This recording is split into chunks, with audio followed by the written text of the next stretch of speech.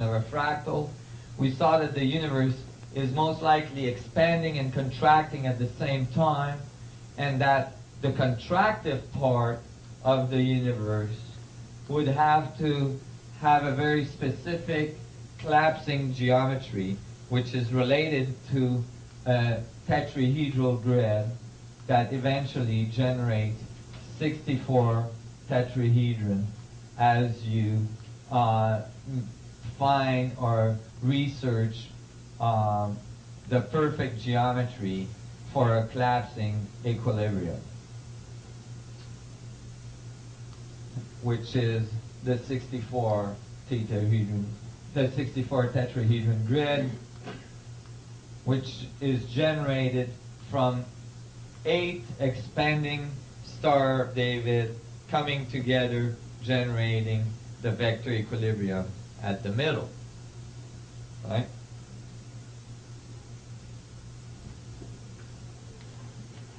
And then we saw that each of the tetrahedrons generating the spheres create this incredible geometry of the flower or seed of light that we see emerging at all levels.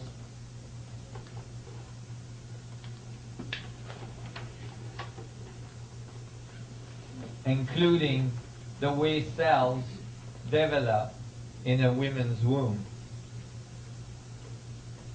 Note as well that we all came out, like good evidence that the universe is a fractal. Nobody seems to notice, but we all come out of other people.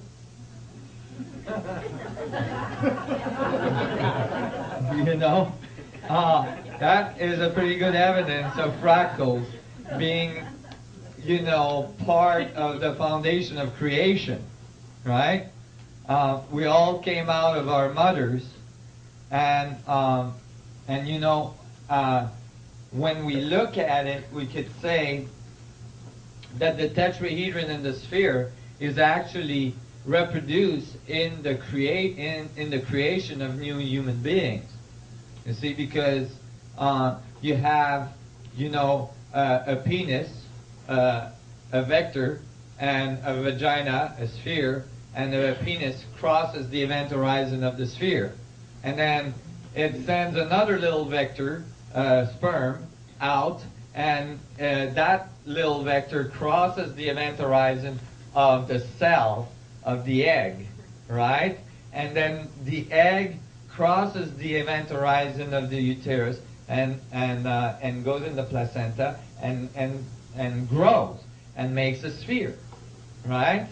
And then the sphere, inside the sphere is the vectors of the legs and the arms and all this, and then eventually that vector moves out and crosses the event horizon of the mother. You see how that, evolves? And then eventually, as you die, you cross the event horizon of your own atoms, and so on.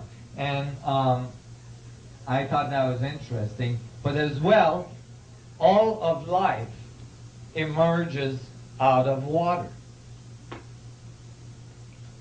And the water molecule, H2O, is a tetrahedron. You see? So the water molecule, and so is the silica molecule, are like the transducer for the vacuum information to move the information through into this level of the resolution of reality.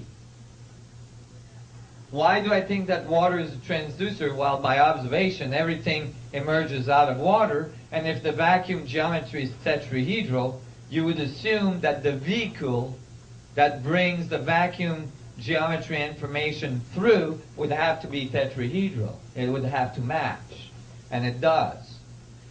But what's really interesting is that as it does that, water is the only element we know of that expands when it cools and contracts when it warms.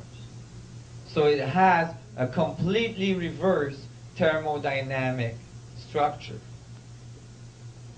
And that's the link across the event horizon. It has a thermodynamic link because the vacuum goes towards absolute zero and the electromagnetic field goes towards heat. So, there was something else on water I was going to say, but I just lost it.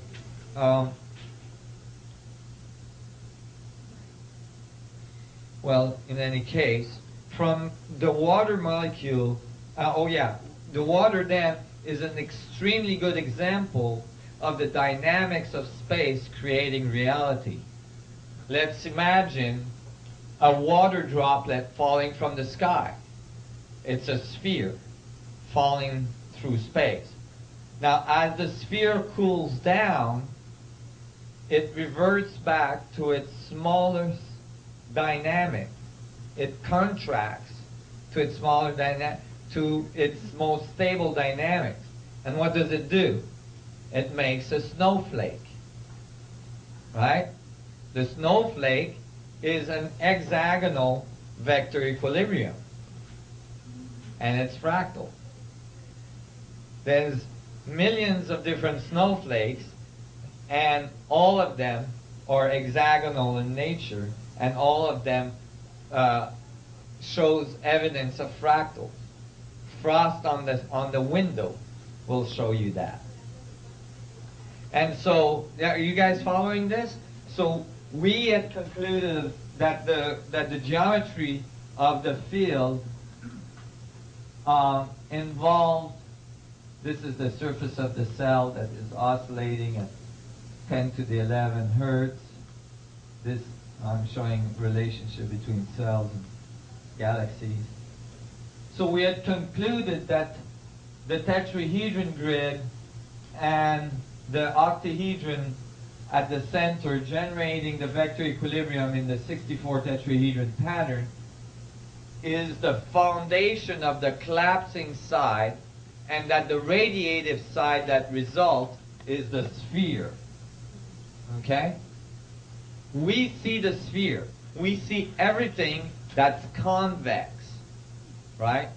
What we don't see is the part that's contracting, everything that's concave, right? So now, when you look at it, the sphere intersects, making these petal lobe-like structures. You see? That's the intersection of the spheres. If there's a sphere around each tetrahedron, right? Remember, you put a sphere around each tetrahedron.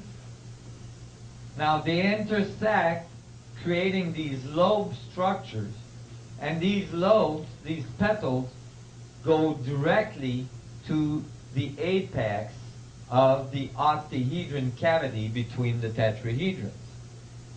That's why in this model I have red beads in the middle. These red beads in the middle are the intersection of the spheres if I had a sphere around each tetrahedron. It's interesting that the petals don't fall anywhere in the geometry. They fall exactly at the apex, at the vertices of the octahedron in the middle. And so, when you look, so I was studying this, and I was, I was thinking about these lobes, and I'm like, well, what are these petals? What does that have to do with anything, in physics? Well, at the same time as I was studying this, I was trying to figure out the physics, of waveforms. And I was really studying hard, trying to understand waves and to understand physics in terms of waves and so on. And, I was getting a lot of headaches. I couldn't figure out what the heck was a wave.